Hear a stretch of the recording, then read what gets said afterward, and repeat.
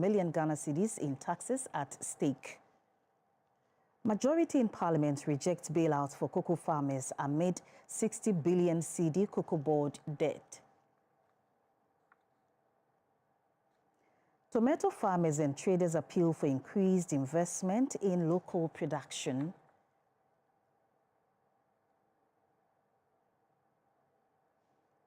NIMOS task force rejects 119,000 cedi bribe, arrests Galamsey campaigns in Bekwai. On the international front, in Nigeria, suspected carbon monoxide leak kills at least 30 miners.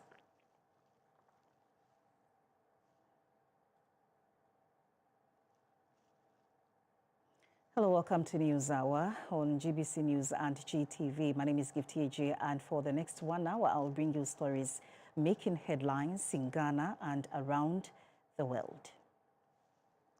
Now, President John Mahama has signed the 24-hour Economy Authority Bill into law, giving birth to the operationalization of one of its administration's flagship economic transformation policies. The assent gives full legal backing to the establishment of the 24-hour Economy Authority, which is expected to coordinate, regulate, and drive the nationwide implementation of the 24-hour economy strategy. The policy aims to boost productivity, attract both local and foreign investment, expand industrial output, and create sustainable employment opportunities, particularly for Ghana's youth. Speaking shortly after signing the bill at the presidency, President Mahama described the movement as a transition from policy design to action. Economic transformation. It's taking a while, but we needed to go patiently through the process to give legal effect to it. And so from now, we must move from strategy to implementation. The business sector is waiting, Ghanaian investors are waiting, foreign investors are waiting. They want to see the package of incentives that we afford them so that they can invest more and expand productivity and also create more employment for our young people. And so it's my pleasure to assent to this bill today. Thank you. And let me congratulate the team that has been working on it, our comrade Guzitando and his team. We're very grateful. Thank you very much.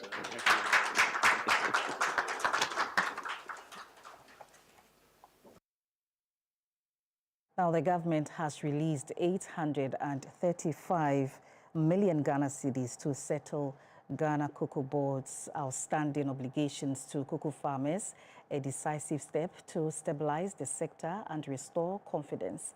The chairman of Parliament's Finance Committee, Mr. Isaac Adungo, says the funds released today, February 19, 2026, will enable Cocoa Board to pay cocoa buying companies, ensuring farmers receive their dues promptly.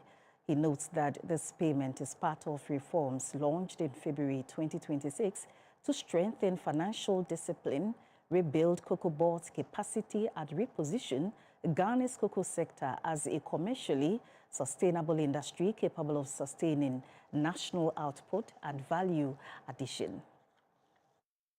In order for Cocoa Board to survive, we are looking at being able to raise working capital of over 30 billion Ghana cedis. That 30 billion is not to pay the 60 billion they've left. It is just to make sure that Cocoa Board can do lala sulala. 30 billion. So you can now understand. 30 billion. Cocoa Board doesn't deal with millions. 30 billion in working capital. Meanwhile, if you look at the accounts of Cocoa Board, you will notice that there's a big hole sitting there that needs to be addressed. The net equity of Cocoa Board is over 20 billion. In other words, is that not the case?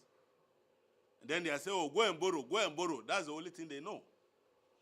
So, ladies and gentlemen, the reforms that we are introducing is to make sure that, one, we have properly restructured Cocoa Board financially. and make sure that it has enough working capital to serve the people of Ghana, but also to manage the operations of Cocoa Board to make it very, very efficient. If you look at how much we need to spend on cocoa, the producer price of cocoa, the rate per ton is about 41,000, and that alone you need about 26 billion to buy the cocoa. Your buyer's margin, you will need about 3.4 billion to be able to pay the cocoa farmers. Your evacuation to get the cocoa to where you can sell and get the FOB price, we need about 456 million. In all, we need 30.7 billion in working capital for Cocoa Board to continue to operate the way.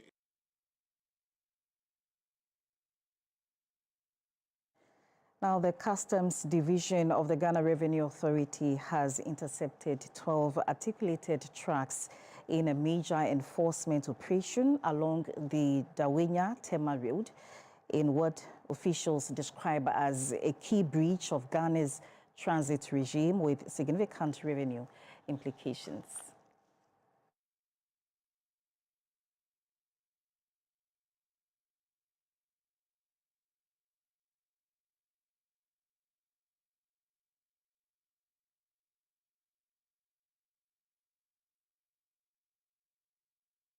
We'll bring you details of that story later.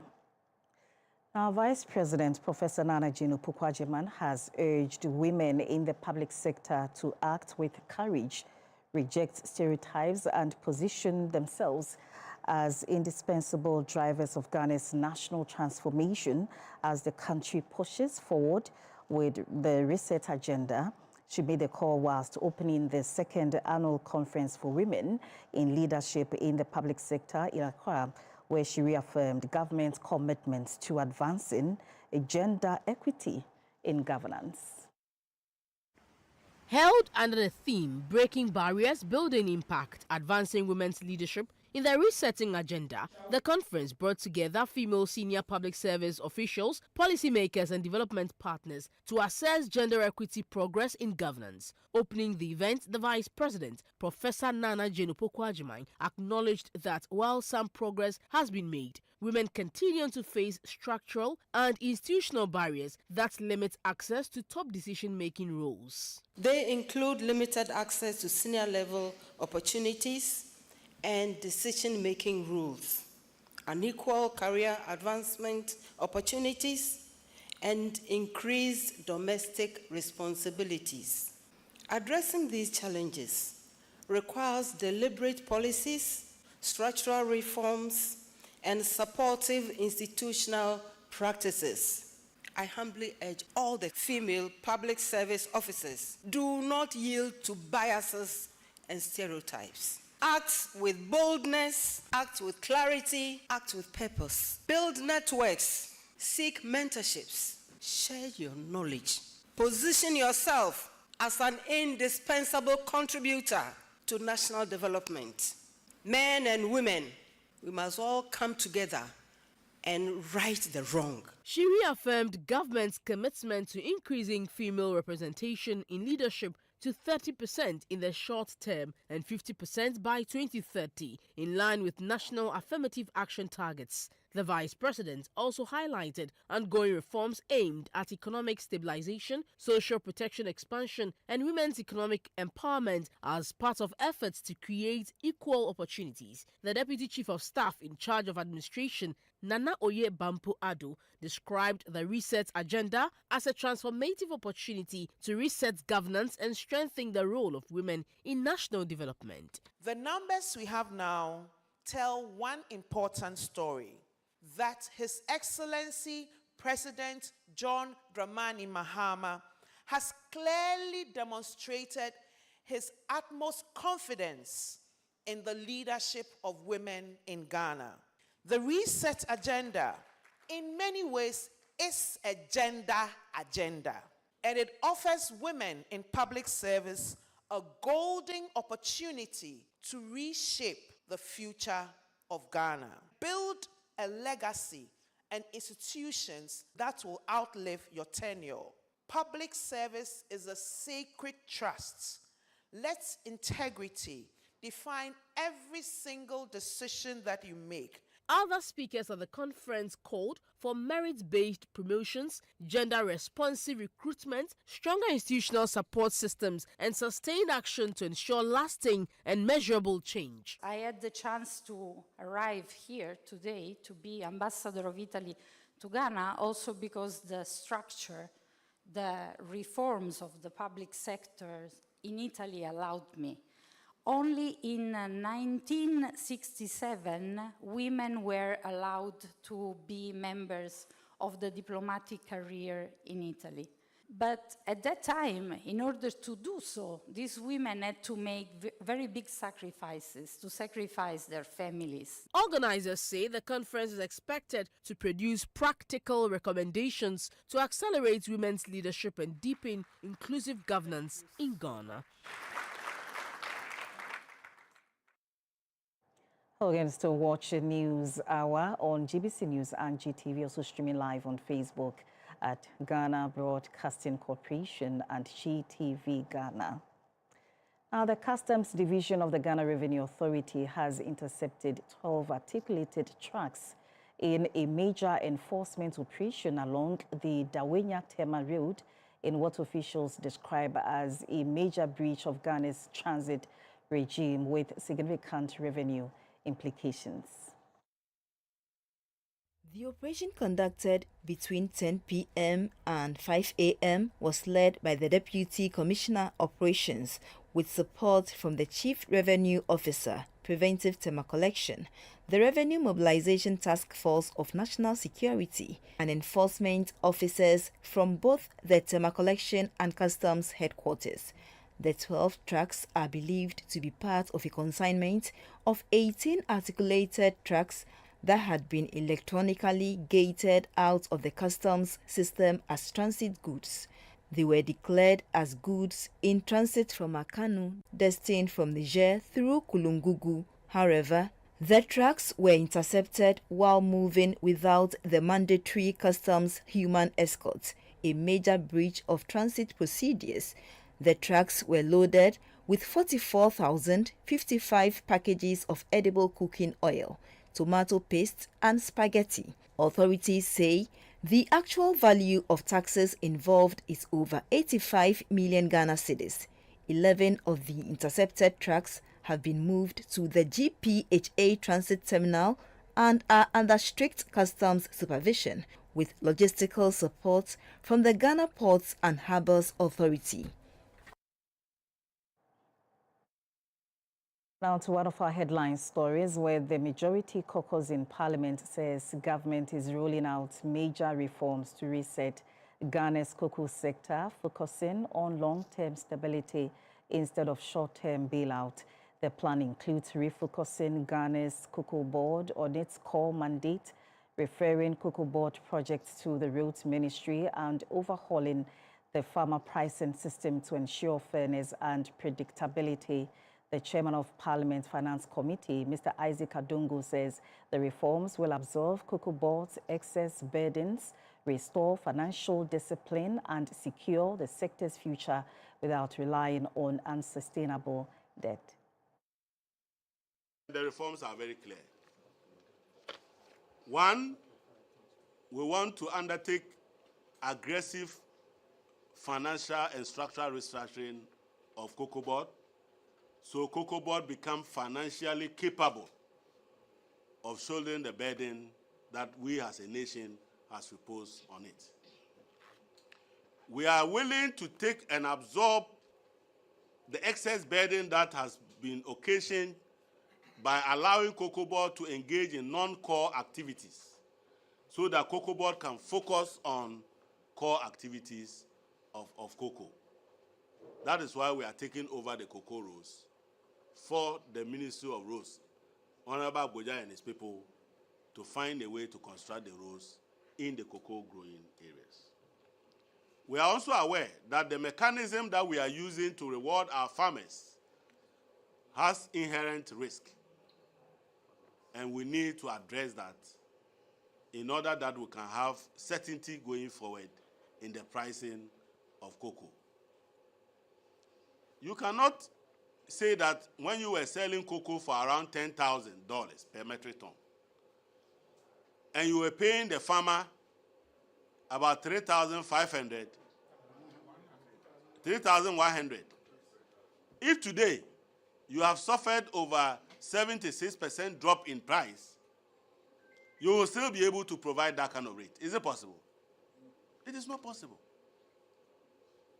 So we need to make reforms to ensure that when the well prices are good, farmers get good rates. But even with what we have done, we are certain that farmers are still better off under His Excellency John Dramani Mahama than they were under the NPP. Is that not the case? With this amount of money now, which is lower than what they were getting, they are able to buy more packets of zinc than they were buying. Is that not the case? They are able to buy more zinc than they were buying. So what do farmers want? A prudent management of the economy that delivers value to them, or artificial increases in cocoa rates that doesn't get to the market? What do farmers want? So yes, farmers would have been happy to have more money, but that would have meant that in future, Cocoa Board will not be available to support them. The reforms would include legislative reforms. A new bill will be brought here for us to fashion out Cocoa Board that is fit for purpose. And we do believe that when it gets there, our colleagues who are always praying that the NDC fails so that they can have the wildest dream of ever coming back after almost 50 years, they will support us on the floor. And away from that story, tomato sellers at Agboglushi Market in Accra are calling on the government to prioritize dam construction as a long-term solution to food shortages and the risks faced by traders importing the produce. The appeal comes in the wake of the February 14 jihadist attack on Ghanaian tomato traders in Burkina Faso. An incident, according to the traders, underscores the pressing need to boost local production. Exactly 5 days on, Ghana received an unpleasant news of a terrorist attack on some traders traveling to the neighboring Sahelian country to the north. 5 days later, after the horrific attack, we engaged with their colleagues at the Agboglushi Tomato Market on the trauma and the lessons that could be drawn. They were in the doors. But you were one first, you be a CSS, because can't manage to send a balance in your mouth shegu. Near Woody at 200 or myself. A crown so what? Baby, I damn it. One on your mind, never a young cop, Burkina Hokra beam. Near Toya, mamma dear. Yakwa Quamu, Secretary. Baby, is a Boko Burkina Baby, Rabbit, Trace 80 million in and out, Quam with you. But it's one door so Quam. Ya stop say obi anko dwane bio yesu adwuma ayeye no ye nko a omu nko dwane ba de na ebeye de na ebe di we enche ye fancy asa acha 3 days na asa esa bi ni won bio ye nyina ye wo dwom ha no obi a ni wo owo bi kaka ye wo no na eti hu nti ye ne esa na ocha esa bi ni wo abeton bio. Isaiah manu si omo pe abambofo. Nti abane mama abambofo omo betumi akọ. Anasa omo di toast no be hye omo wo border so. Inside the omo say omo suro. Nti omo betumi ahye toast na bro omo wo border so a. Omo betu omo na omo di aba. Because omo so omo kwaye nya toast ni bi to. Me say na mi to na esa mi kofie. Say de omo akuye nuan mo no. Amba yen so ya kan suro say yen so ye beko. Na yen so bia bibia akọ den. Akoto yen. Say yen entosifo e man me ma ye kontosi dwa no ye ha onyina ne say ye Ghana fo ye president John Mahama papa wadaro mo hene ye srewara Ghana mfese odam bebre a say dam no say ye dam no yi a edru December say no a ye benya ntosi wo Ghana ha ati a ye ntwaboda ne nkobokina ho e ma bokola mfo nkofa ye ye pe wobreko a ye Ghana ha ye de hye e ma oman no. One district, one dam na nado eka ye no. Me dey me dey. Sa time no na ye friend say ye kodwa na brongo fo wobi. Boga fo wobi ye ko nyarega ni tonu. It is another case obey one district, one farm, one dam. Me de na minimum say hopa nanka obey mana boye. Esu ya hwe ani mo anya ye nti yesre omampani do mahama say yesre no. Sa one district, one dam na vrongo ho de oyema yen ebe boye papa because you to meeting toast be 30 cars dakro ewa boga ene na vrongo. Nti sa atam ne ntwemu nko ye friend say Burkina ho. This yes we are ya fate ni bi amaye. Ya farm ni bi wa amaye. O se se ade omu kwa ye nya bi ton. Sellers of tomatoes and other fruit crops are seeking permanent solutions rather than a temporary redress. They are urging on government to construct more dams to make all year round cultivation possible. From the Agbogbloshie market, I am John Guama Amano for GBC News. Let's now take you to northern Ghana, where the Bono East region's tomato industry is on life support, with farmers and traders crying for government rescue. The region's once booming tomato production has completely hit rock bottom, with markets like Techiman Central and Tuabodom struggling to cope. Our correspondent Samuel Ayama has more with this particular story.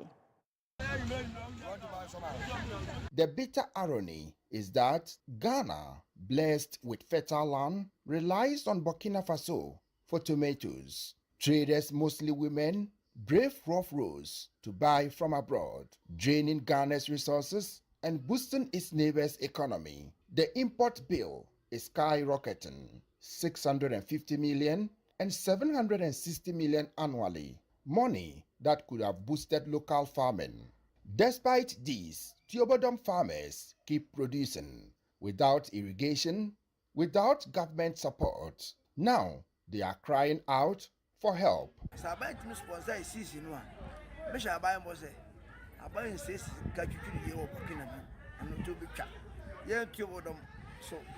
The whole Ghana, those headquarters my national chairman okay. This is a gym say about no back to my up why my season I come on. Mission was a band says can be our work.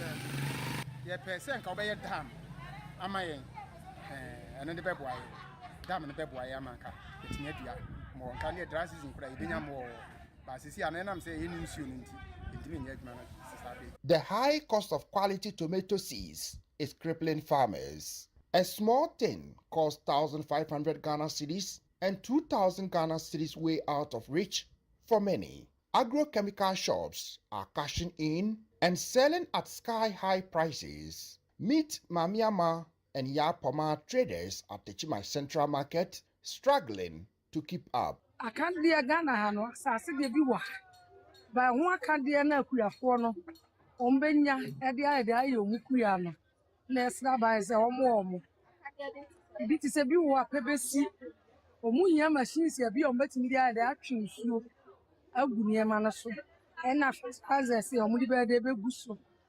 Na faza kombe ma omulo mbi kura ombetimi dia ewura kuya no ma. Ke beboa.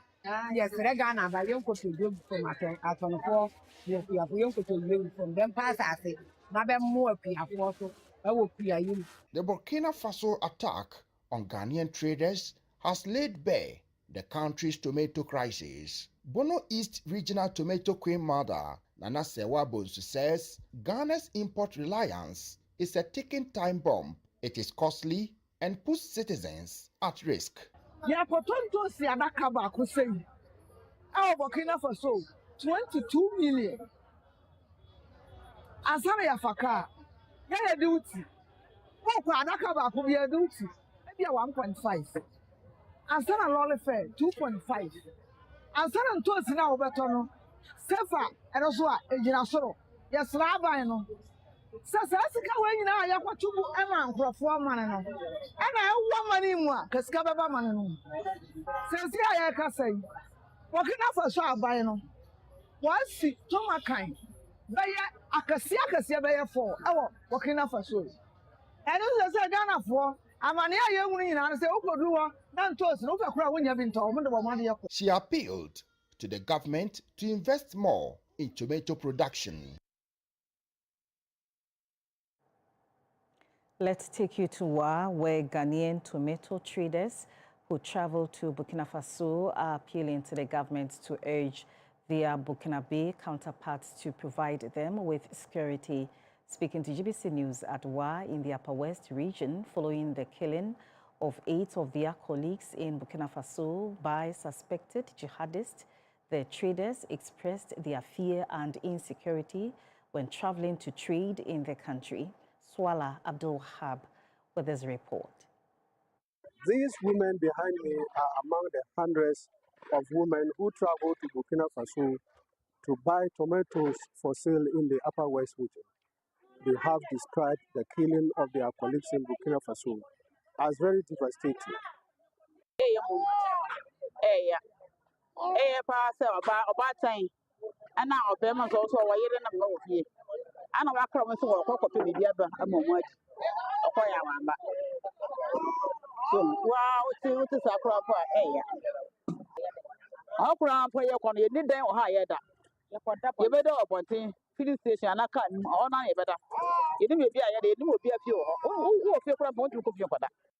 The women told GBC News that they do not know what will happen to them when they travel to Burkina Faso to conduct their trade.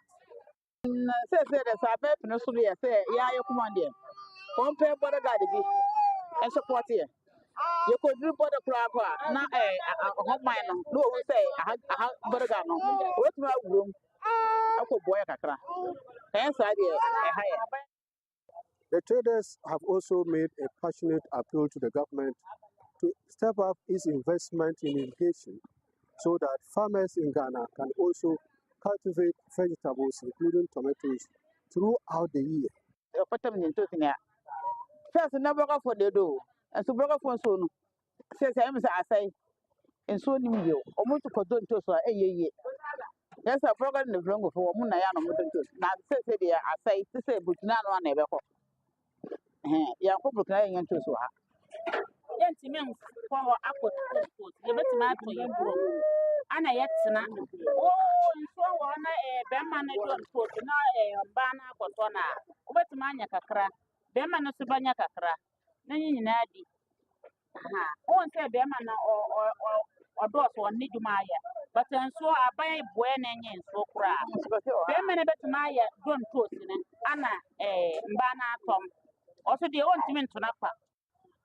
Swala Abdul Wahab, GBC News.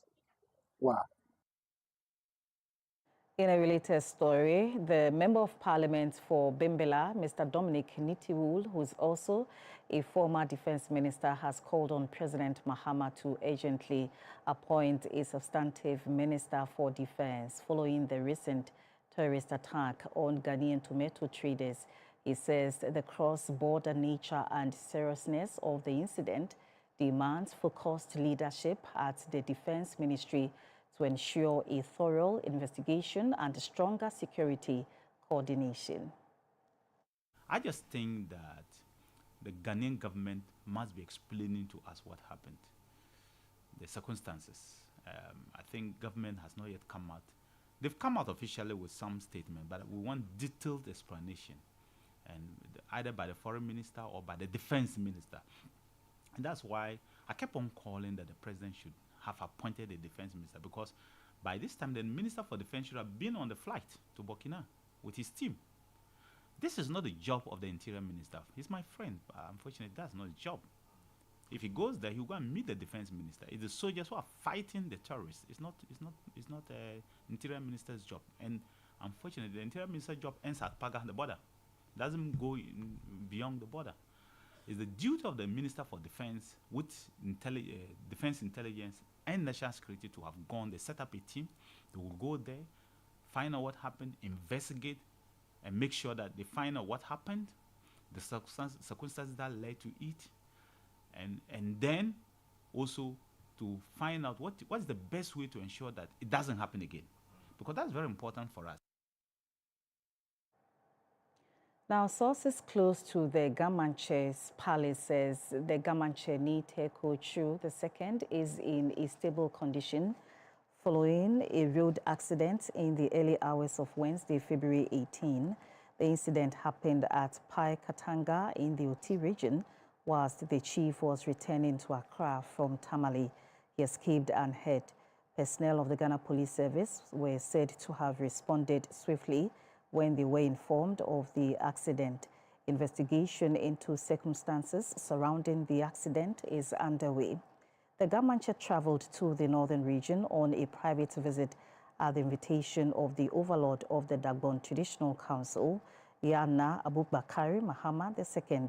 The visit, described as cordial and significant, formed part of ongoing engagements between traditional authorities aimed at strengthening bonds of unity and mutual respect among Ghana's revered institutions.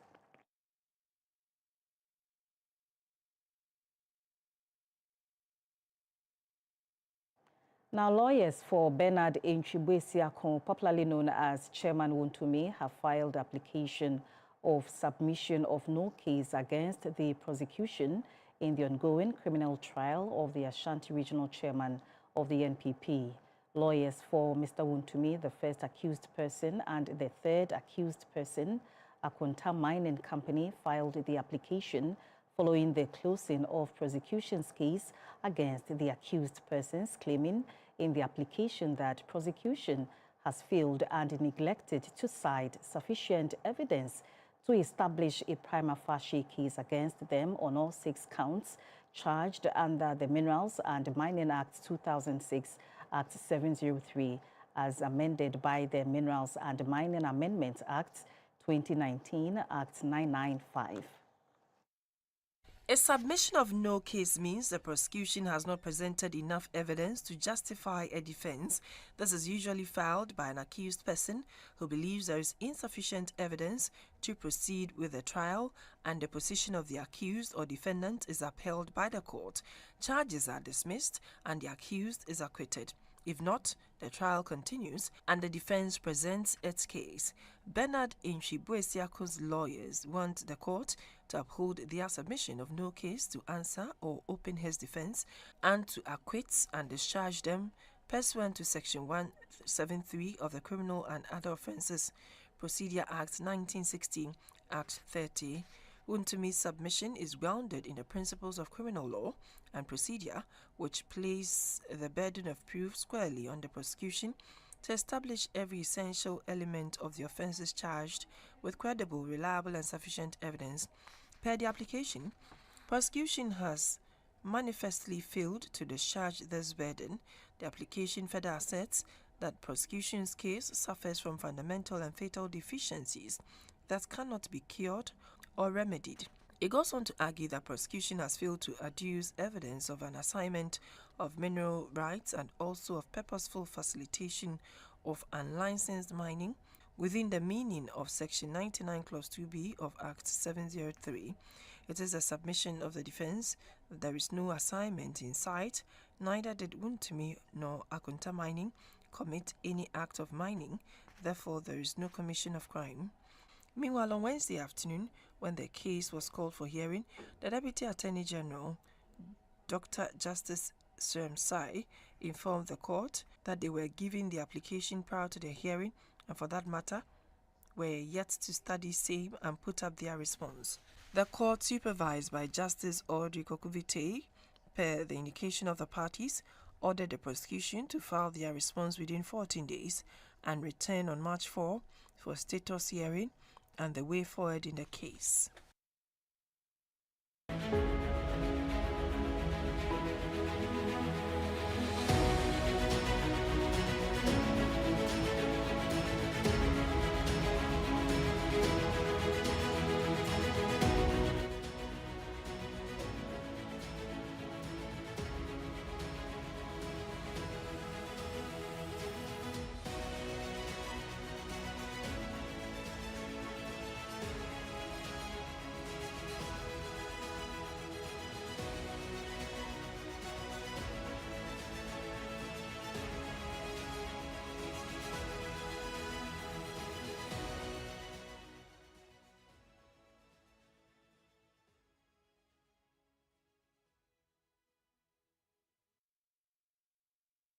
Welcome back.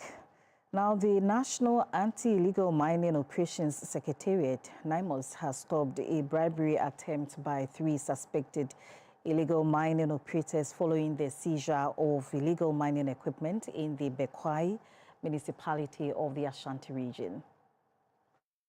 According to the National Anti-Illegal Mining Operations Secretariat, the task force resumed its anti-galamsey operations at Edwinase and Kokotro in the Bekwai municipality of the Ashanti region, where earlier raids had forced illegal miners to flee.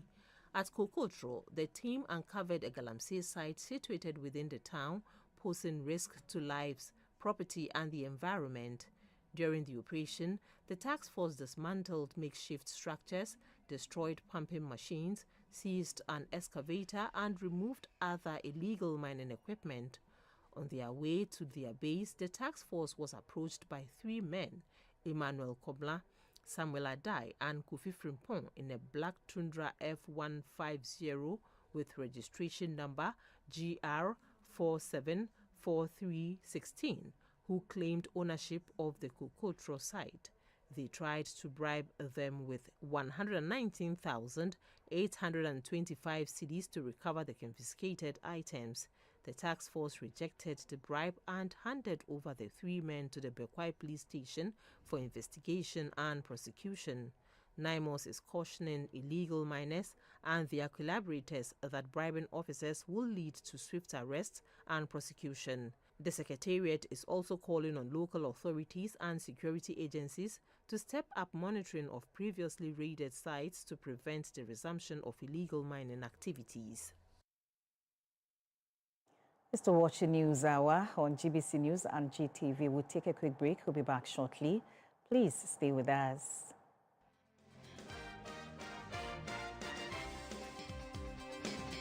Mosquito repellent, highly recommended by Ministry of Health, CHAS and GES, lab tested by Noguchi Medical, field trialed by Atomic Energy Commission.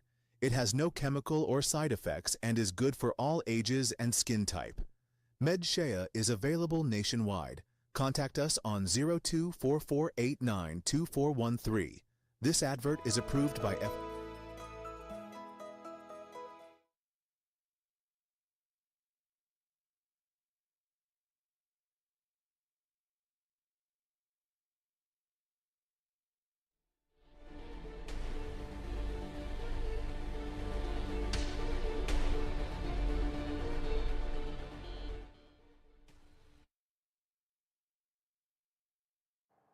Welcome back in business. The governor of the Bank of Ghana says 87% of banks have strengthened cybersecurity operations and remain vigilant against emerging digital threat, but stress gaps in systemic resilience must continuously be addressed. Touching on regulatory reforms, Dr. Siama indicated that the next phase of financial sector development includes implementation of the Virtual Asset Act. The Virtual Asset Service Providers Act has now been enacted, establishing a formal regulatory perimeter for digital asset activities in Ghana. The next phase is operationalization, and we are working on the regulatory frameworks, the supervisory processes, and coordination mechanisms necessary to bring this act fully into effect in a structured and orderly manner. Banks are not observers when it comes to this space. Virtual assets will interact through the banking system through settlement accounts, custody arrangements, compliance infrastructure, and payment channels. Hence, institutions that build capacity in digital asset risk assessment, transaction monitoring, and technology governance will be better positioned to participate responsibly. Now, the Tree Crop Development Authority has projected to earn at least $12 billion annually from the 6 key tree crops by 2030. The crops are cashew, coconut, oil palm, rubber, mango, and shea. According to the chief executive of the authority, Dr. Andy Okra, are being positioned as major economic drivers beyond cocoa under the authority's Vision 2030 strategy. He was speaking at the Tree Crop Investment Summit currently being held in Accra. At the Tree Crops Investment Summit and Exhibition 2026 in Accra, the Tree Crops Development Authority noted that it aims to mobilize $100 million in investment commitments for each of the 6 strategic tree crop value chains it regulates for a total target of $600 million. According to the TCDA, the sector's growth plans include targeting 20 to 30% growth in export earnings alongside a hectare expansion drive and the creation of up to 500,000 new jobs by 2030. The chief executive of the TCDA reaffirmed his commitment to steer the affairs of the authority to execute the mandate with clarity and discipline to ensure the growth of the sector. Our focus is structured expansion, increasing acreage responsibly, improving productivity, strengthening regulatory oversight, enhancing traceability, and enabling value addition. But to scale cannot be achieved in isolation. It requires policy alignment across government. It requires facilitative engagement from traditional authorities. It requires appropriately structured financing. It requires sustained private capital. And lastly, it requires institutional coordination. The Deputy Minister for Foreign Affairs is Thomas Yanko Ampem. Government's policy, government is clear in its policy now that we must move away from subsistence agriculture into plantations. Look, we have always been supporting agriculture in this country. Successive governments have been supporting agri. But the support have always been in the form of small fertilizer distribution and seedlings to small farms. It is time we blend it. We also focus on supporting plantations in this country. That is where job creation will come from. That is where we can get a lot of export to support our economy. Today, panelists at the forum called for an enabling environment by the government to ensure value addition to all the 6 crops as Ghana diversifies from the exports of cocoa as its mainstay crop export. In a significant move to preserve institutional memory and strengthen mentorship, the Insurance Retirees Forum of Ghana has been officially inaugurated in Accra. The initiative, launched in collaboration with the National Insurance Commission and supported by the Chartered Insurance Institute of Ghana, seeks to harness the vast experience of retired insurance professionals. Membership of the IRFG is open to retirees from insurance companies, the NIC, brokerage firms, reinsurance companies, and other related institutions. Members will serve as either mentorship fellows or advisory members, ensuring structured engagement and measurable impact. Speaking at the inauguration, Commissioner of Insurance Dr. Abiba Zakaria emphasized that the insurance sector has been built over decades by dedicated professionals whose knowledge must not be lost at retirement. She described the forum as a platform that will institutionalize mentorship, safeguard regulatory stability, and ensure professional continuity. We have had a cause to call you back from your well-earned retirement because the truth is that we simply need you. So one of the key reasons why we have called you is in line with one of our structure at NIC, the core developmental structures, which is sanitizing the markets. President of CIIG, Mr. Solomon Latte, reaffirmed the Institute's commitment to serving as the forum secretariat, guaranteeing effective coordination and sustainable operations. Meanwhile, Chairman of the Interim Advisory Council, Mr. Peter Osedia, outlined a vision to build a strong advisory framework that bridges generational gaps and strengthens governance culture within the industry. We intend to establish a dedicated fund to help those retirees who actually need help. To our retirees, your journey did not end at retirement. Your legacy is still unfolding because you have a whole lot more to give, and we are expecting that you will give it. The IRFG will roll out structured mentorship programs pairing retirees with mid-career and young professionals, creating a direct pipeline of experience and guidance. The forum also plans to introduce an annual Insurance Legacy and Mentorship Awards Gala to celebrate outstanding retirees who have shaped Ghana's insurance landscape. With the launch of the IRFG, Ghana's insurance industry is sending a clear message. Experience remains a powerful asset, and the wisdom of yesterday will help define the success of tomorrow. Let's have the performance of the local currency on the forex market as well as the commodities futures.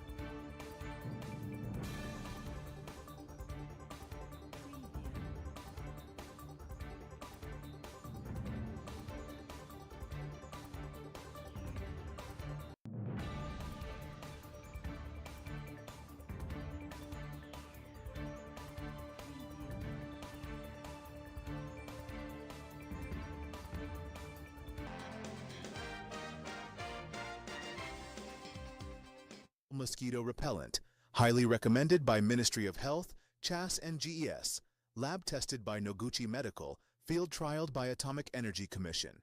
It has no chemical or side effects and is good for all ages and skin type. MedShea is available nationwide.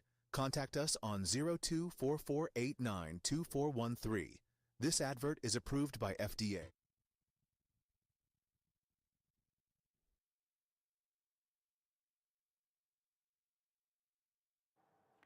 Welcome back. In energy news, the Chamber of Oil Marketing Companies, COMAC, and the Chamber of Bulk Oil Distributors have condemned what they describe as unlawful diversion of funds from the Liquefied Petroleum Gas Fund to the Ghana Cylinder Manufacturing Company. In a joint statement, the two bodies said the alleged redirection of funds constitutes a breach of the fund's statutory mandate and a departure from its original purpose. They therefore threatened to embark on an industrial action if diversion is not stopped. The LPG Fund, established under LI 2262 as amended LI 2481, being implemented by the National Petroleum Authority (NPA), has two legally binding objectives: a $44 per metric ton bottling plant margin to support nationwide LPG bottling infrastructure, and a $36 per metric ton cylinder investment margin to finance the cylinder recirculation model (CRM). The Chamber of Oil Marketing Companies (COMAG) and the Chamber of Bulk Oil Distributors (CBOD) insist these allocations are non-negotiable and were never meant for discretionary use. They argue that diverting the funds to the Ghana Cylinder Manufacturing Company (GCMC) threatens bottling plant development, CRM implementation, and the removal of unsafe cylinders from circulation. The two bodies warn that beyond the LPG sector, the alleged diversion could destroy private investments as operators who relied on statutory guarantees now face uncertainty. They also caution that consumers may experience higher prices, reduced supply, and continued safety risk, while thousands of jobs across the downstream petroleum value chain could be lost. To address the issue, COMAG and CBOD are demanding an immediate halt to disbursements to GCMC, reversal of any allocations already made, and restoration of funds to their legally designated purposes. They further call on government to publicly reaffirm the stand's statutory mandate and implement quarterly public reporting with independent audit verification. COMAG and CBOD maintain that their demands are legal and moral imperatives, not merely industry requests. They stated that they will pursue all legitimate policy, legal, and public avenues to defend the proper use of the LPG fund.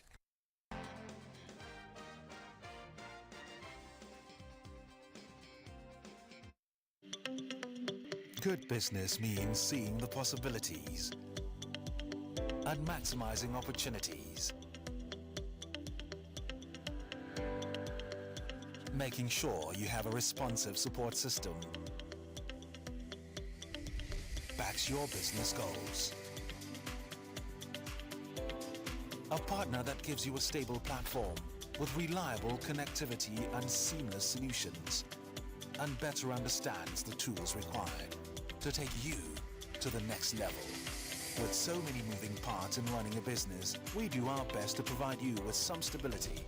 The only kind of stability you can find with MTN Business Broadband, the fastest and most reliable internet provider in Ghana, making sure you stay ahead and stay connected, because we understand what makes your business tick. Sign up today on broadband.mtn.com.gh or call or WhatsApp 0244 308 111.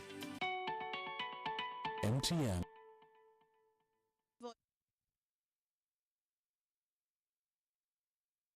The health segment is brought to you courtesy Yamvita and Trust Jehovah Herbal Center. Now, the Minister for Health, Mr. Kwabena Minta Kando, has directed the Director General of the Ghana Health Service to ensure the immediate enforcement of strict day and night security measures across all health facilities nationwide following the baby theft incident at the Mamprobi Hospital in Accra. Health facility administrators are required to review and strengthen their internal security protocols without delay, and also ensure that public complaints are promptly acknowledged, thoroughly investigated with outcomes documented, and communicated to the complainant where necessary. In a statement released on Wednesday, 18 February, the minister further reiterated government's earlier directive requiring all health facilities across the country to ensure the installation and proper functioning of CCTV surveillance systems. The ministry further reassures the general public that government remains firmly committed to the safety of patients and ensuring accountability within the health sector, calling for calm while investigations are ongoing. Meanwhile, in an ongoing effort to improve operational efficiency, strengthen public trust, ensure accountability, and enhance the quality of patient care, all regional health directors are being instructed to enforce strict compliance with the prescribed dress codes for all categories of staff, especially those with professionally mandated uniforms. Staff who interface directly with patients and community members must be appropriately attired in the approved professional uniforms and must visibly wear official name tags during working hours. According to the Director General of the Ghana Health Service, Professor Samuel Kaba Korie, these measures are critical for maintaining the dignity, professionalism, and public confidence in the Ghana Health Service. Furthermore, all health facilities are required to establish and operationalize simple and accessible systems for receiving and addressing complaints and feedback from clients and community members. Facilities are also to ensure that complaints are promptly acknowledged, thoroughly investigated, and appropriately resolved, with outcomes documented and communicated to the complainant where necessary. It's not just about nurses, it's not just about doctors, it's about all health staff, and especially the doctors, and especially those who interface with patients regularly, so that they will be easily identified and their names can easily be known. And if somebody different, not part of the service delivery, comes into contact with the service, will be easily identified.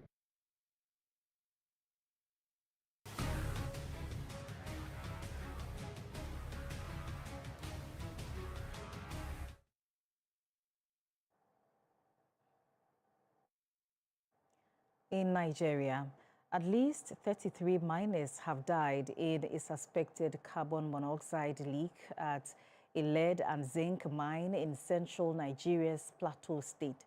The tragedy is believed to have happened just before sunrise at a site outside the town of Wase, run by the mining company Solid Unity Nigeria Limited. Gas is believed to have built up underground in poorly ventilated tunnels, causing the workers to collapse just before the end of their night shift. They were discovered by those reporting to work in the morning. More than 20 other miners were rescued and rushed to hospital for treatment. State officials are yet to visit the area, and response efforts have reportedly been slow because of security concerns. Armed criminal gangs, known locally as bandits, have been active there in recent years. The Plateau State Government has issued a statement saying that according to its preliminary investigation, 33 miners were killed in a blast at the mine, but workers at the mine say this is not the case. Mining disasters occur relatively frequently in Nigeria. Less than 2 years ago, dozens of gold miners died after being trapped underground when a pit collapsed.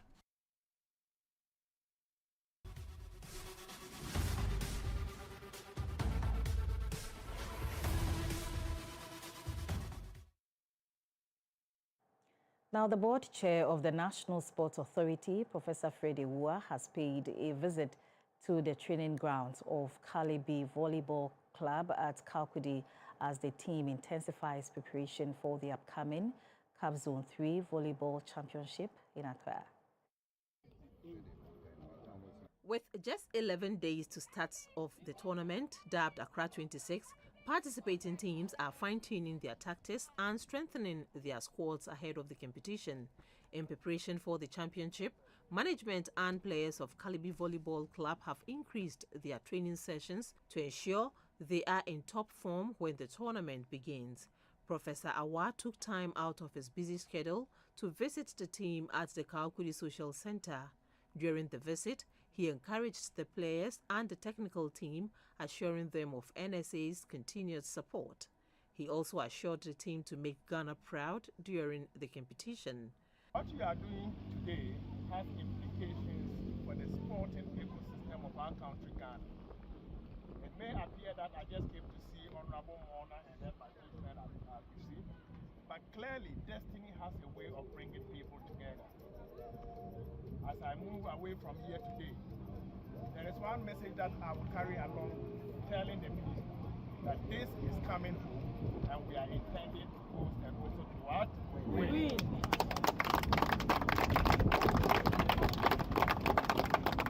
Now, as I play that administrative role of informing the minister of this great initiative, you also have a responsibility. Say responsibility. Responsibility. We must mean the word host and win.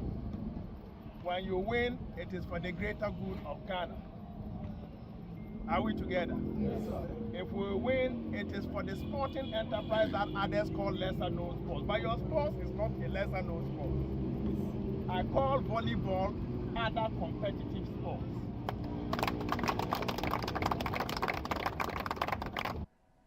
Pinky Pamela Adakwa, a volleyball enthusiast, assured the playing body and management of a surprise package if they go all out to lift the ultimate. Congratulations to all of you. In entertainment, Ghanaian dancehall and reggae legend Samini has expressed his admiration for rising singer and rapper Black Sherif, drawing parallels between the young talent and his own early career. Samini, reflecting on Black Sherif's impact, noted that the 24-year-old artist embodies the same ambition, raw energy, and authenticity that marked his own breakthrough at age 21. Speaking on GTV Breakfast, Samini highlighted Black Sherif's genuine connection to real-life experiences and emotions as a defining a quality. Example of that would be Blacko. Okay. So I love Blacko. He reminds me of me. Mm-hmm. And I would love to see Blacko at 45 talking as still relevant and a bigger artist than he is now. Okay. Because that's my story. And that was News Hour. My name is Gifty Hiji. Thank you so much for watching. Good evening.